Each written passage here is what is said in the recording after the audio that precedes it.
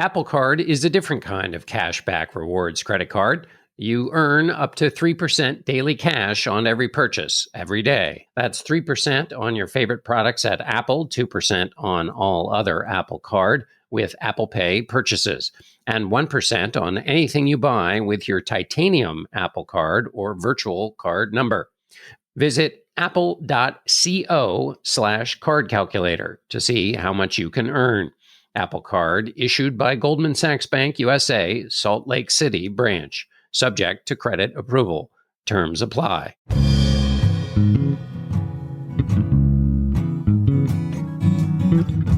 Hello, welcome to episode 5 of Navel Gazing. I'm John Dickerson. A detour before we head into the meat of things. I did not realize before embarking on this project that navel gazing was a thing, is a thing. I thought it was just a clever metaphor describing a common thing, which is excessive self-regard, a malady that wraps itself around my head like a page of newspaper on a windy day. No, navel gazing guided the contemplatives in the ancient world. They accessed ready revelation by meditating on the navel, by staring into the navel.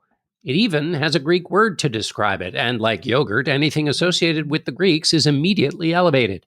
The Greek word is amphileskepsis, to which I say, then you shouldn't have had so much skepsis.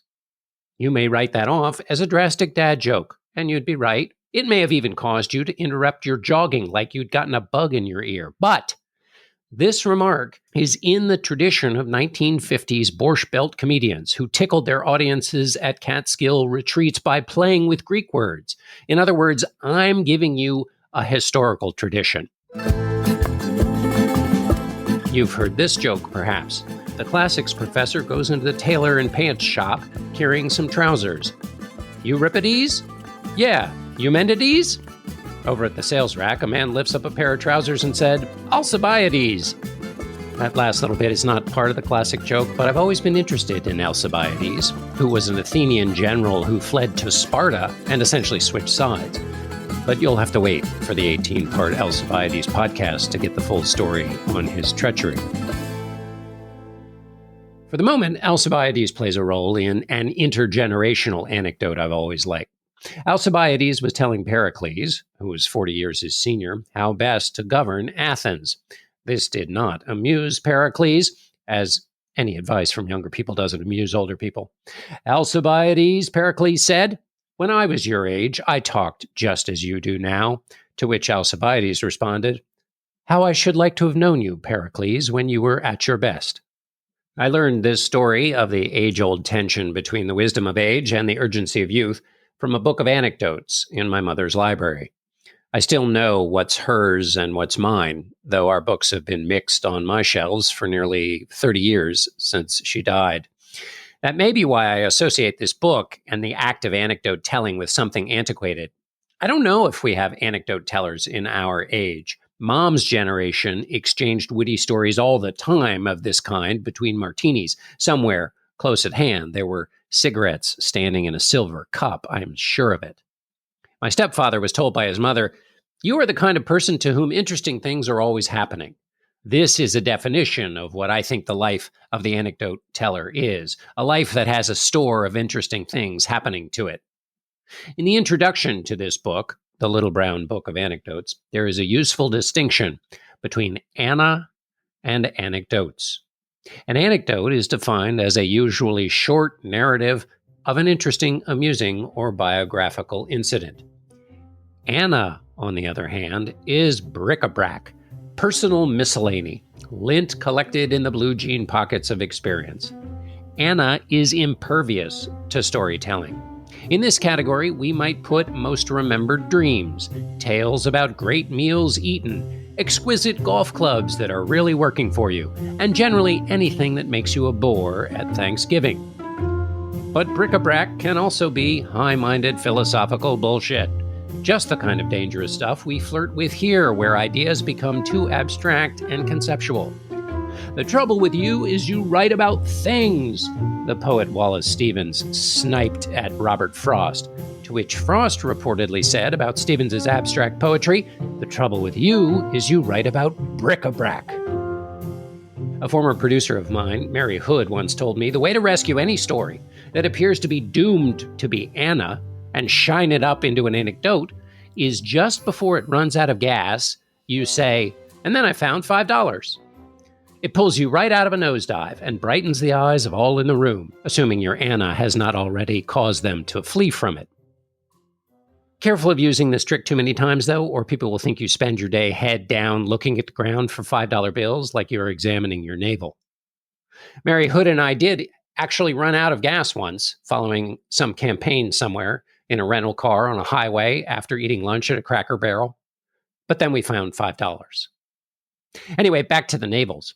In the Louvre stands a statue of men in loincloths in a circle with their backs to each other, each of them regarding their navel.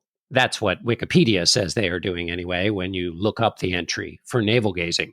Others may look at the sculpture and come to different conclusions. It is possible to conclude that the sculpture depicts a group effort to find a missing airbud in the moments before the subway train arrives. Hard to feel sorry for them, as the airbud is really not compatible with the loincloth. Frankly, this kind of chakra looking seems like it would be hell on the neck, all that staring down. But then so is a smartphone, where we seek our modern answers and enlightenment.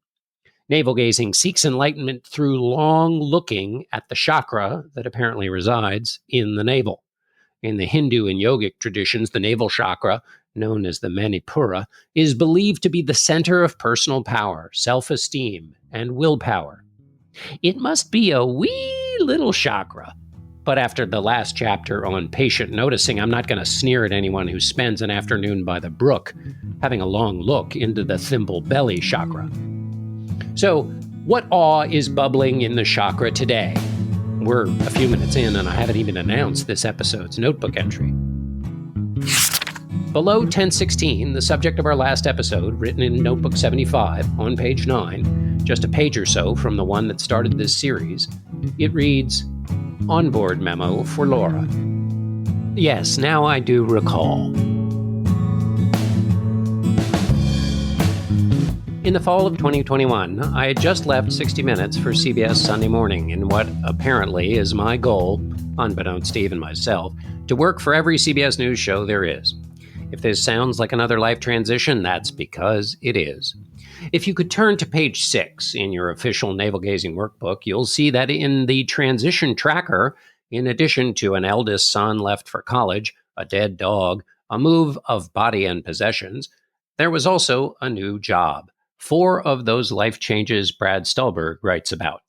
In the notebook, place the sticker of a blender in the appropriate square, connoting 4 life changes spinning simultaneously.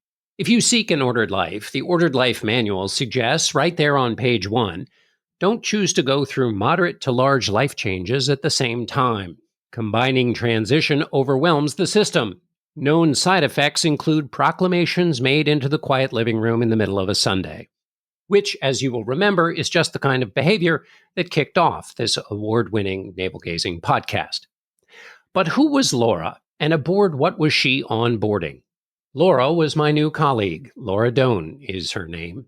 She was moving to New York City from CBS's Washington Bureau to join me in my new post as an assistant, a transition for her about which she will one day have a podcast, I'm sure of it. In this notebook entry, I was reminding myself to write her a memo about this new life she'd signed up for and to convey some kind of low-key advice from one generation to the next about beginnings and starting out. I fancied that a well-written onboarding memo would provide Laura with miles of fresh, smooth road, stretching out into her future. It would outline this new life she'd signed up for, trumpet adventure, demystify the transition, and generally confirm that she'd been right to stuff her possessions into boxes, duffel bags, and that one rolling suitcase with a bad wheel. If life ever seemed unsettled or unsure, when transitions were pelting down on her, all Laura Doan would need to do would be consult the onboarding memo. As an aside, I may have been an unreliable narrator for this task since I was in the throes of some beginnings myself. I suspect at some deep level, visible only from the future and this revelatory sheen of the navel-gazing podcast process, maybe I was writing this memo for myself, an onboarding memo to a life I'm already on board of. It was only fair to set expectations for Laura, but more keenly, I wanted to offer a precise blueprint because I wanted to be worth the moving van. I felt a moral weight. For the rest of her life, Laura will mark time, as before and after she left her friends in Washington to work for John Dickerson. I felt the weight of having someone uproot their life for me, to look back on once cozy rooms now empty, the moving van pulling away, before even knowing what kind of person they were going to work for. At the time of her employment, Laura Doan was not expecting to be weighed down with an onboarding memo.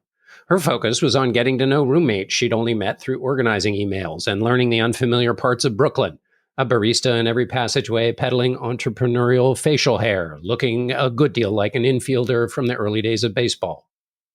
She might have suspected an incoming communication, however. Her new colleague put a lot of weight in the written wisdom concerning how to order your days. I had already sent her a shelf of new books. Most of them were about building systems for flourishing. Books like Atomic Habits, Getting Things Done, The Checklist Manifesto. Books on habits, organization, and focus in a world where entire corporations are designed to scalpel away our focus and whip us into a scramble to win little mean advantages over each other. I also sent her E.B. White's This Is New York and Viktor Frankl's Man's Search for Meaning. Somehow, she did not immediately quit. I did not, in my defense, though, send her a copy of Robert Frost's The Road Not Taken.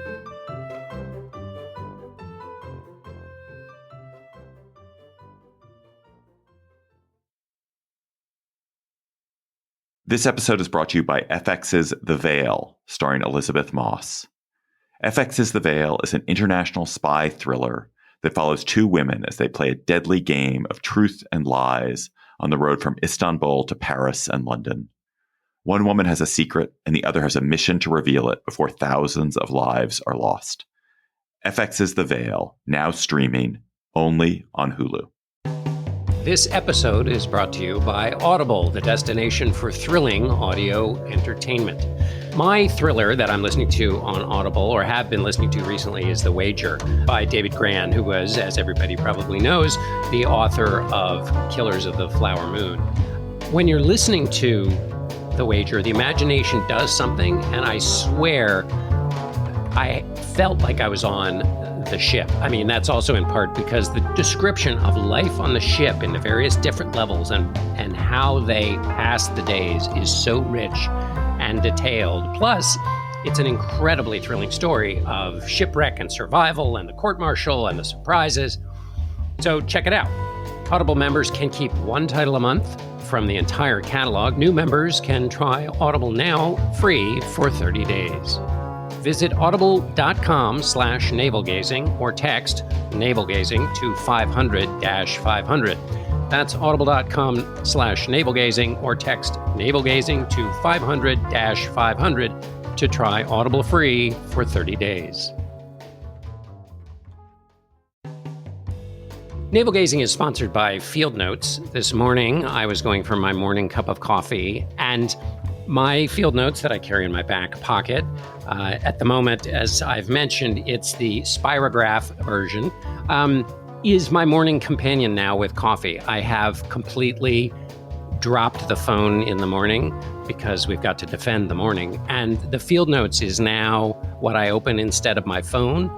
And making a regular practice of that has turned this Spirograph Field Notes into a religious thing, because I know when I'm opening it now and writing whatever I'm writing or reading whatever I wrote in there last time, I am successfully putting the phone in another place and it is not dominating my life, at least in the early hours when I'm getting my cup of coffee. So if you want to try and defend the morning, I think the Field Notes notebook is an important tool in defending the morning. Visit fieldnotesbrand.com and save 10% on your first order by using the coupon code GAZING. This episode is brought to you by FX's The Veil, starring Elizabeth Moss. FX's The Veil is an international spy thriller that follows two women as they play a deadly game of truth and lies on the road from Istanbul to Paris and London. One woman has a secret, and the other has a mission to reveal it before thousands of lives are lost. FX's The Veil, now streaming, only on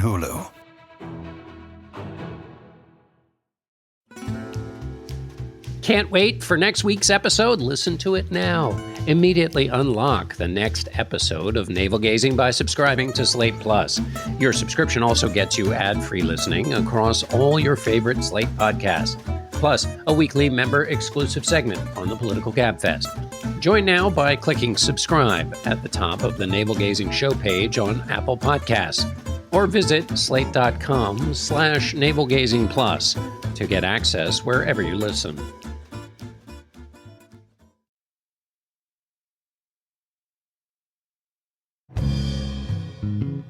"30 years earlier, I had taken Laura's journey. Same city, same deal. New job, no real idea what I was getting into." As you may remember, that sound identifies in-episode time travel. Boarding the dirigible of memory and motoring back, if that's what one does in a dirigible, to 1991, to notebooks at the front of that pine box that holds the collection. Notebook number 3, page 44, May 1991.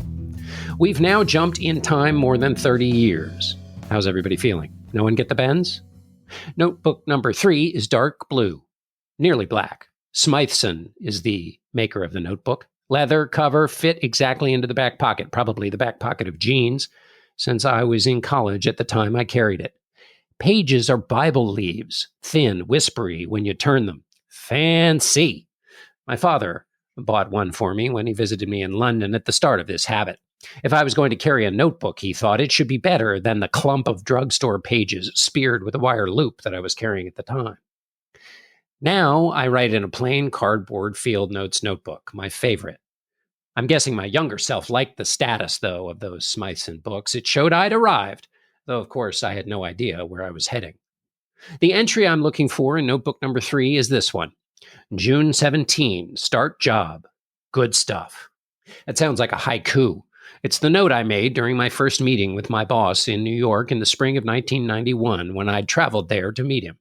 Coming out of college that spring, I'd been hired to be a secretary to the television executive at Time Inc., who was charged with turning the company's magazine stories from Time, People, Entertainment Weekly into television stories. New technology had shrunk cameras, and the idea was that magazine journalists could carry cameras along with them when they did their print reporting. Since you may be listening to this on a smartphone with a camera better than the ones I'm talking about, I may need to put this innovation into proper context. These innovative new manageable cameras were about the size of a loaf of bread, which doesn't sound very special, given what we all now carry around in our pockets. But in 1991, a camera as big as a loaf of bread was a considerable achievement. It was a considerable shrinkage. Something happens between the weddings and birthday parties. It's called the rest of your life. That's why we created America's most popular camcorder, the Handycam, from Sony. At the time, the cameras used to shoot professional television were about the size of a suitcase you'd take for a long weekend in the mountains, where it's hot during the day, but you should probably pack something warm because it gets cold when the sun goes down. My new boss, a wonderful guy named Joe Quinlan, offered me very practical onboarding information about where I should rent an apartment to hang the gray suit I would wear on my first day after moving up from Charlottesville, Virginia. I transcribed his advice faithfully the way I would lecture notes for the exams I was completing in my 4th year. Knowledge would be the key to cracking New York City. This was my only understanding of knowledge at the time. You accumulated information, the information was valid, and you put that information into play, and it led to achievement as easily as picking the right Tennyson quote on a quiz led to a high score. I had worked summers since I was 13, concession stand, working the books at a summer basketball league, selling and installing computers, an intern in a PR firm. Paid work. Real-world work with adults of a modeled sort. So I had real-world experience that should have made me skeptical of my college boy ideas about knowledge. I knew that there were different kinds of knowledge, and that power and knowledge were sometimes at odds. But I think I had been fooled by getting a college degree, which lulls you into a false idea about the way the world works.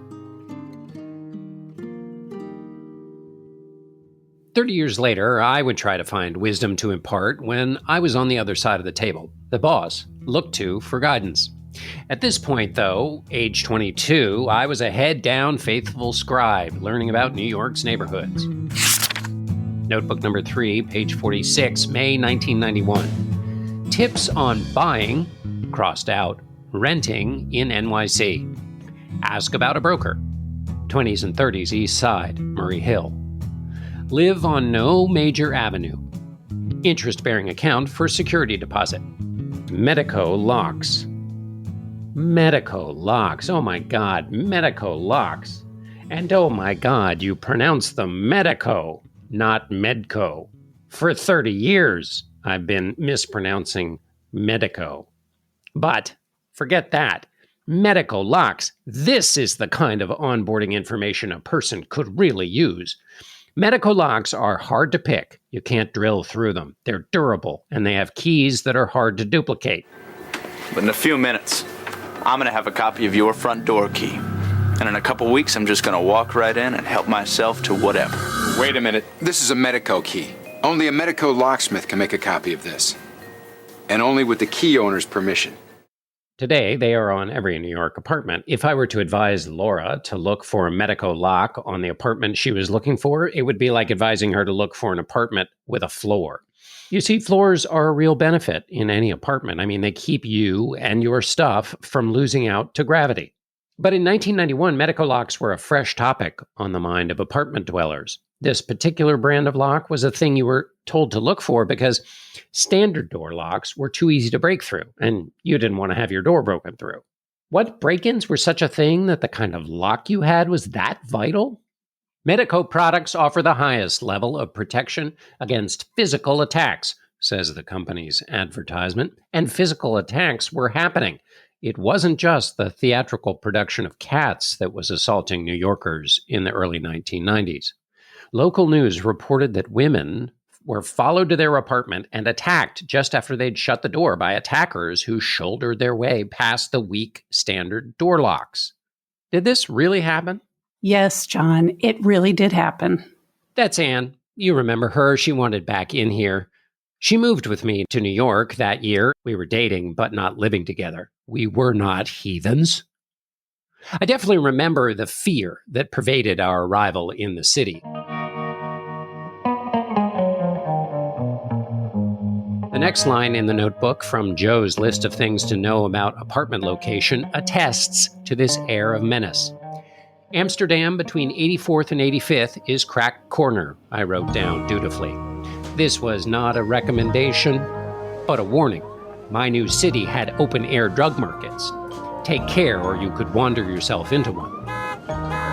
Everyone we met at this time seemed to wave some kind of flag. Warnings came from current New York residents and people who had never been to the city, never would go to the city. Why would you live in New York? Don't you know how dangerous it is? Carry your wallet in your front pocket. Don't look people in the eye. Everyone seemed to have a personal grid system marking the dangerous parts of the city where you absolutely must not go. If you wind up in Alphabet City, just surrender and hope there's a prisoner exchange. Laura Doan and I, a generation apart, are nevertheless of the same class that E.B. White, in his famous essay on New York, written a generation before my arrival, that he called a young, worshipful beginner. Oh, hey, everyone, I've come to the city. I've got my notebooks. Make way for ducklings. But White's chipper Here is New York essay contains none of the menace I felt on my Manhattan journey of adaptation. In 1991, the warnings were audible, in the air in those days in New York, because car alarms sounded constantly. You see, radios still had value, and these alarms were meant to protect them. They were part of a multi-stage defense system. The first line of defense were hand-drawn cardboard signs in the front window of many of the cars that read, "No radio," in the hopes of saving a window from being smashed. Usually these kinds of signs encouraged robbers to smash the window because they correctly identified the signs as misinformation. Everywhere, car alarms were being advertised, either on billboards and flyers or because a car alarm pierced the air as it was going off. The sound of the car alarm did not always accompany a theft. These alarms went off when a football from a game in the street went awry or an enthusiastic parallel parker kissed a bumper. Since false alarms were so frequent, the deterrent effect diminished. The only role the car radio alarm really played was as a kind of celebratory jingle for the successful car radio thief, like a slot machine bell for thieves. Success! You've won the big prize. To live in the era of the car alarm was to live in a city with tinnitus. With all of this fear loaded into the cerebellum, it's not surprising I find this entry in one of the notebooks from this period. Notebook 4, page 15. Scared, standing on 34th and Broadway.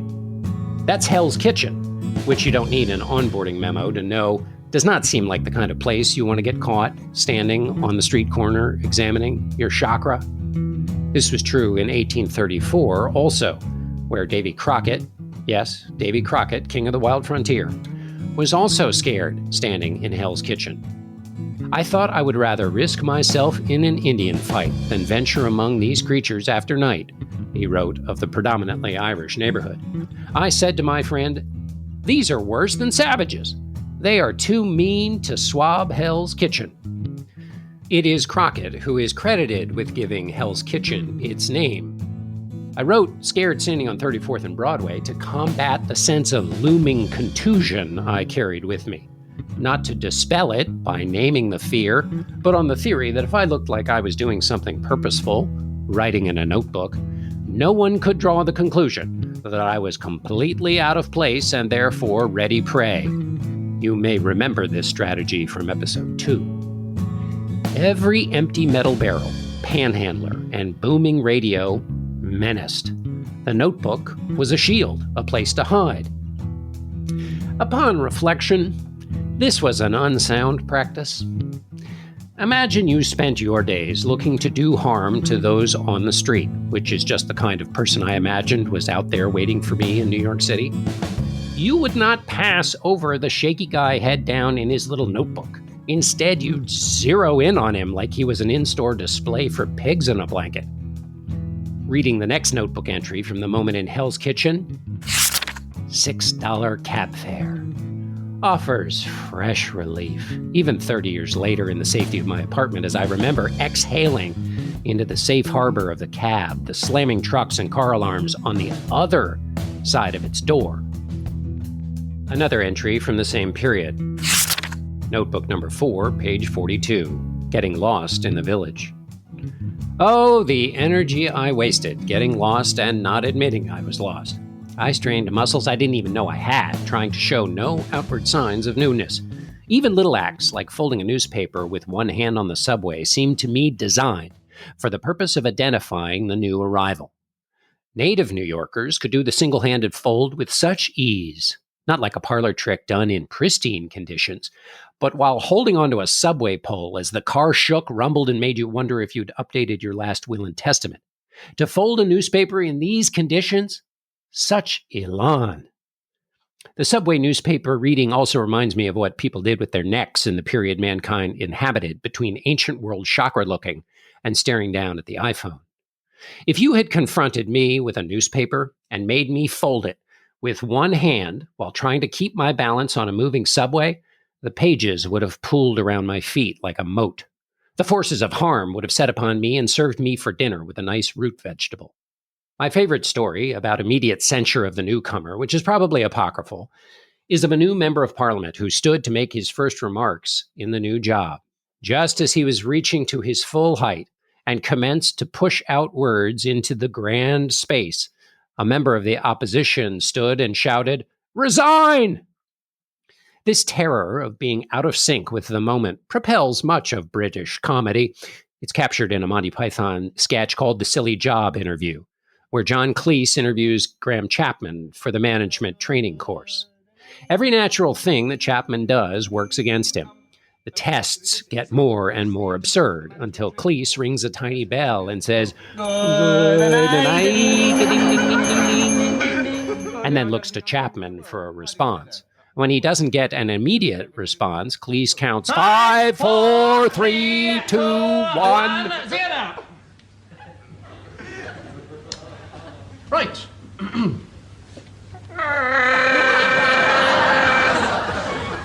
I'm sorry, I'm confused. Well, why do you think I did that then? Well, I don't know. Aren't you curious? Well, yes. All right, then you ask me. Well, Name? What? Your name, please, your name. David. David. Sure? Oh, yes. David Shaw. No, Thomas. Thomas Shaw. No, David Thomas.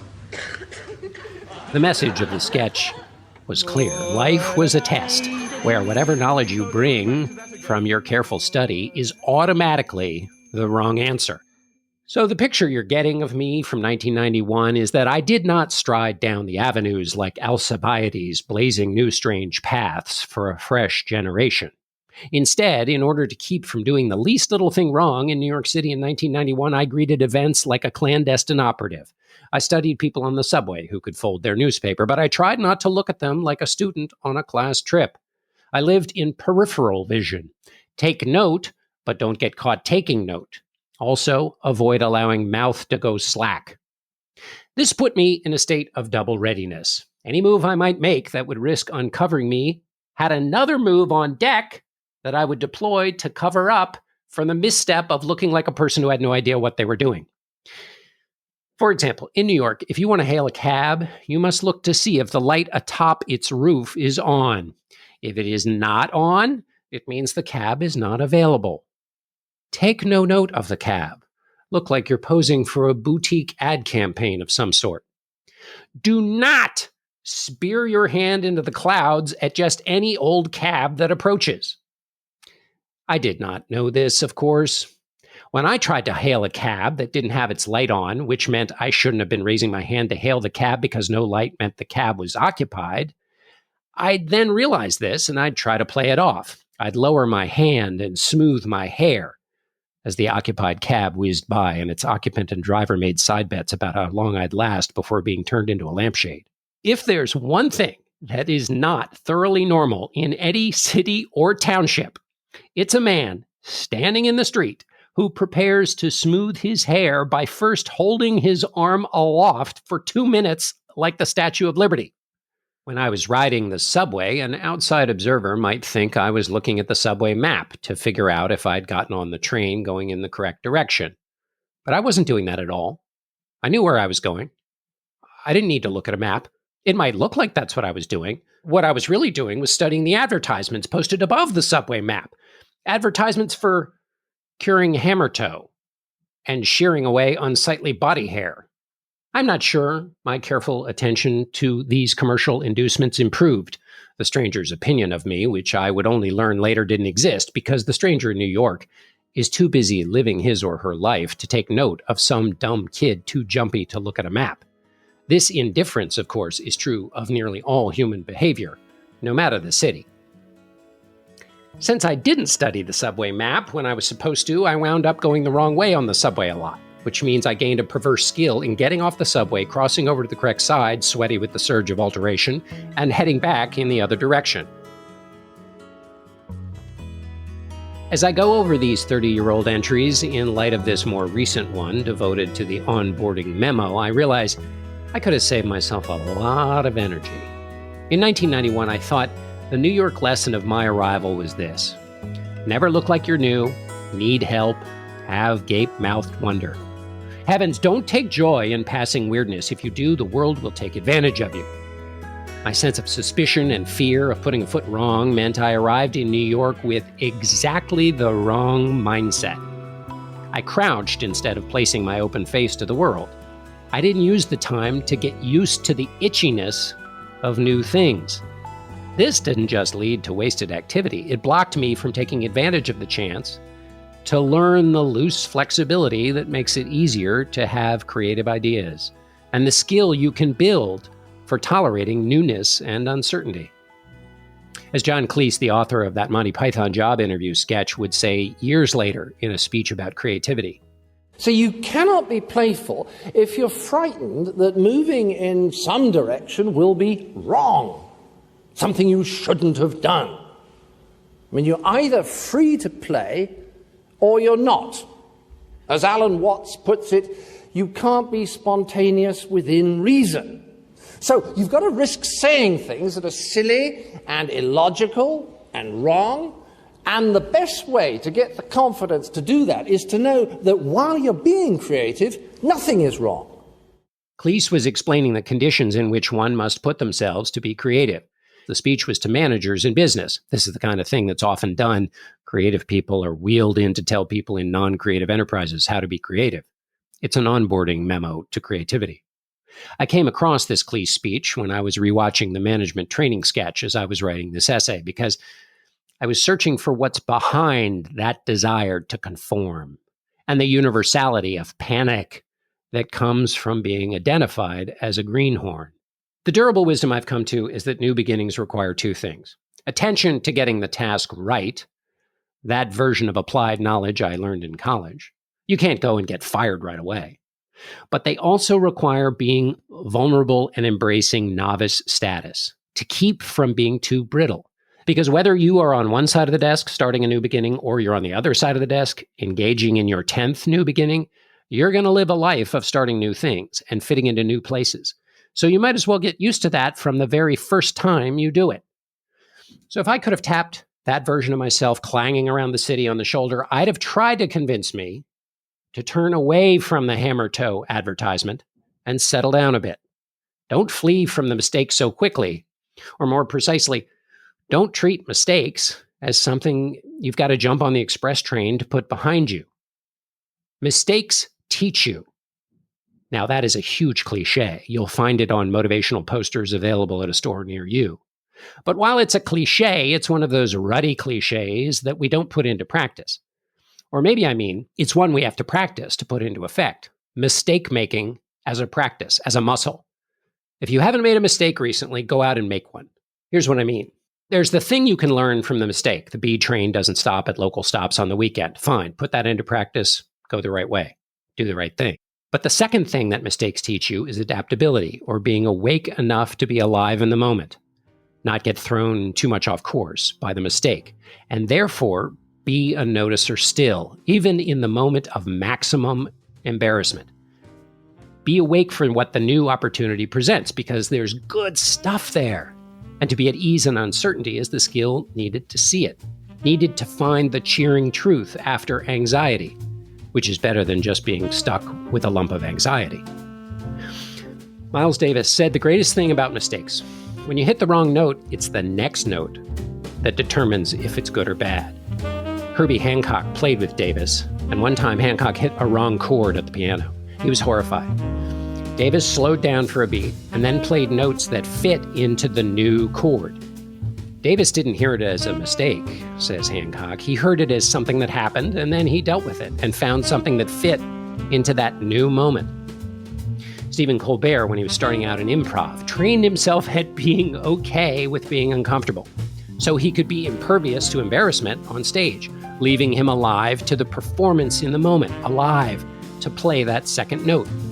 Colbert would stand in a crowded elevator and sing at the top of his lungs, "Roxanne," to practice being okay with everyone looking at you and searching for the eject button. Or he'd walk across a crosswalk in downtown Chicago imitating a defecating squirrel, which, if you don't have an immediate ready reference for what that looks like, imagine a man carrying a safe filled with gold bars while trying to walk across the street.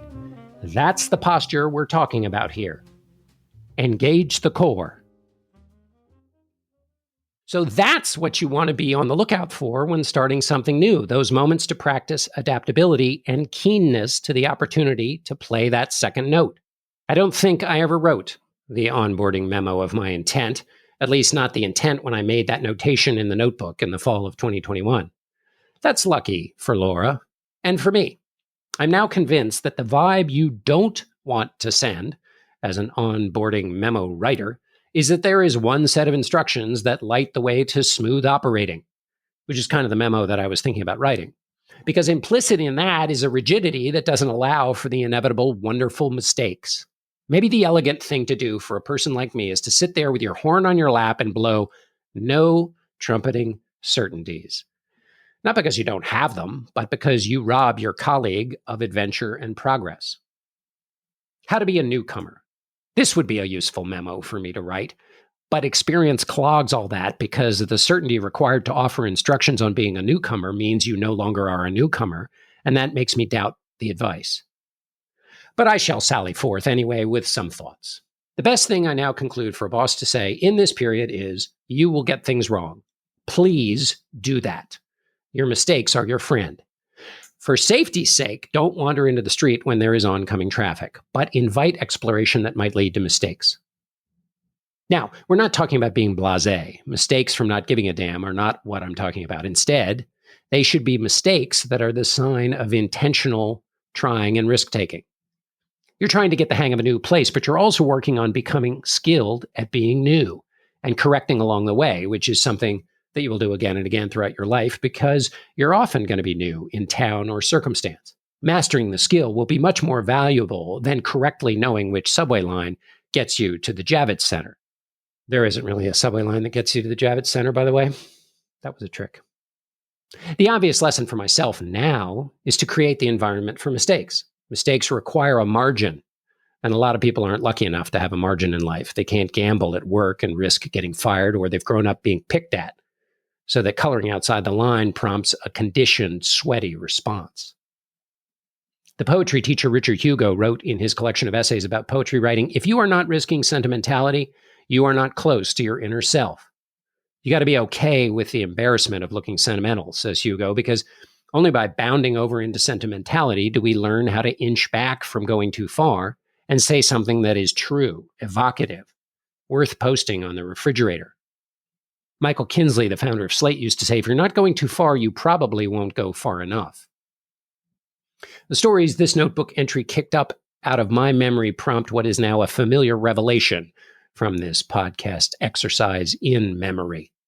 Most of what I hope to offer others in life, I'm really looking for in myself. When I wrote this notation, I wasn't facing my first job, but I was facing a new one. How to succeed in that with what I knew, but also be open and court mistakes that would lead to wonder and invention.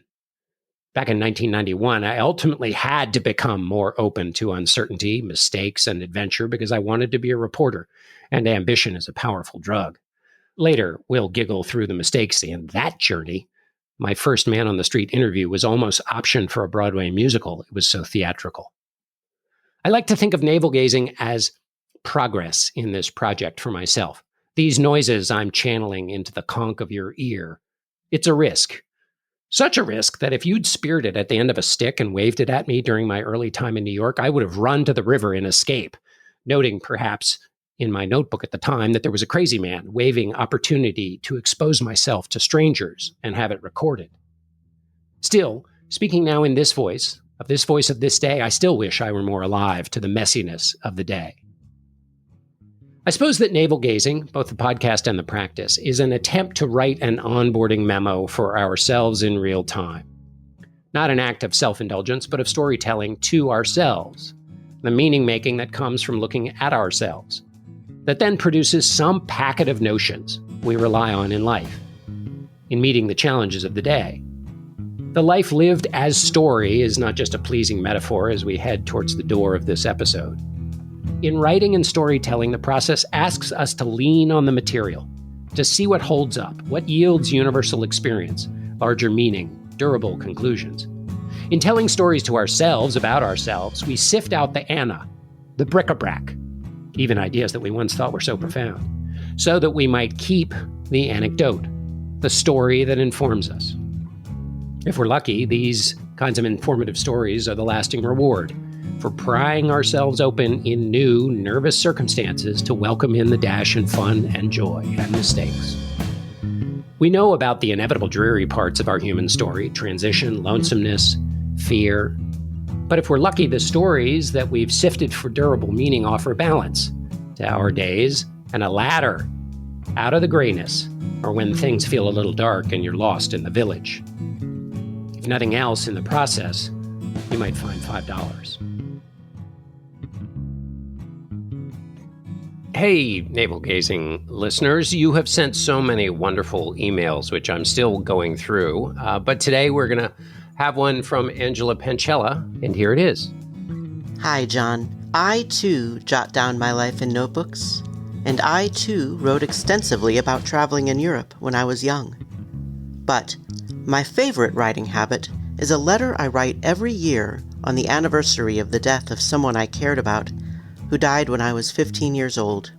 These letters are addressed to him. Every year, I reread all the previous letters before writing a new one. The earliest ones are full of teenage angst and bad poetry. Later on, I describe various crushes and relationship drama. Sometimes I talk about God or listening to music, or I describe accomplishments I'm proud of. I'm 48 now, and I am so glad for this yearly chance to reflect on love, loss, and the ways my perspective on these things change or stay the same. Thanks for the opportunity to share. I look forward to hearing what you discover as you investigate your notebooks.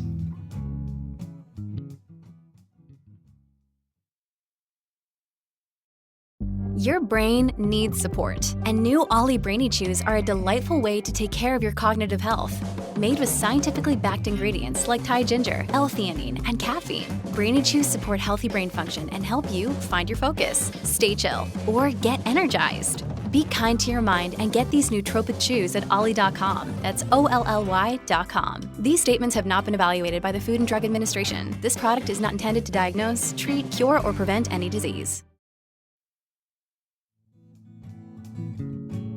That concludes episode 5 of season 1 of Navel Gazing, or as they don't say in Australia, Navel Gazing.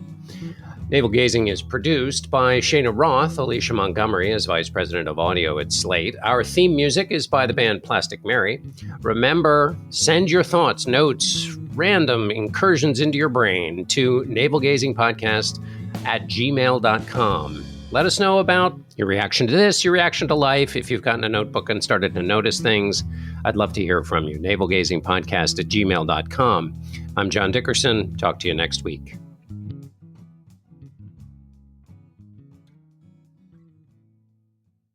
The Coca-Cola Company, Keurig Dr. Pepper, and PepsiCo are bringing consumers more choices with less sugar than ever before.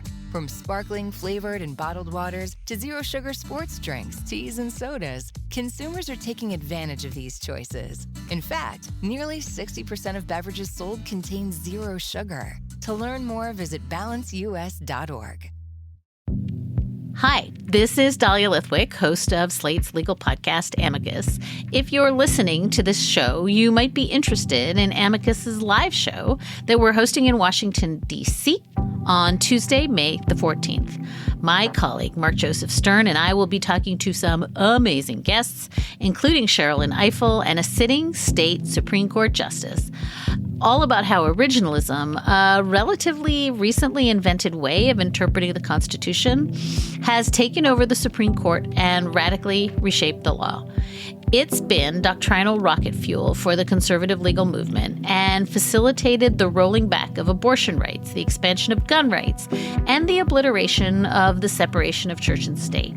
And as another wildly consequential Supreme Court term careers to its end, the court's originalists are on a tear.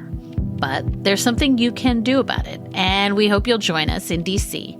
on May 14th to explore the possible pathways out of the current situation. Go to slate.com/amicuslive for tickets.